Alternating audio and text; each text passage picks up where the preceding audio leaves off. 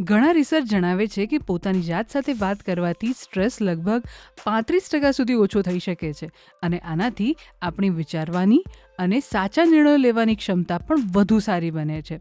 આથી જ અમારી 52 અઠવાડિયા અને 52 આદતો સિરીઝની 48મી આદત છે કે પોતાની જાત સાથે વાત કરો. જ્યારે તમે તમારી લાગણીઓને ઓળખો છો અને સમજીને સ્વીકારો છો ત્યારે મગજના એ ભાગની એક્ટિવિટી ઓછી થઈ જાય છે જે સ્ટ્રેસને કંટ્રોલ કરે છે. જો શરીરમાં સ્ટ્રેસ વધારે હોય તો તેના કારણે બ્લડ પ્રેશર અને બ્લડ શુગર જેવી તકલીફ થઈ શકે છે.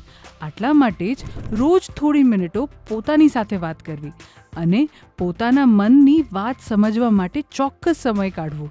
તમારા વિચારો અને તમારી લાગણીઓ પર ધ્યાન આપો. આ નાનકડી આદત તમને વધુ શાંત, જાગૃત અને માનસિક રીતે મજબૂત બનવામાં મદદ કરશે. જો તમને આ વિડીયો ઇન્ટરેસ્ટિંગ લાગ્યો હોય તો તમને કમેન્ટ કરીને જરૂરથી જણાવજો અને આવા જ ઇન્ટરેસ્ટિંગ વિડીયો જોવા માટે હેપીએસ્ટ હેલ્થ ગુજરાતીને સબસ્ક્રાઈબ કરો.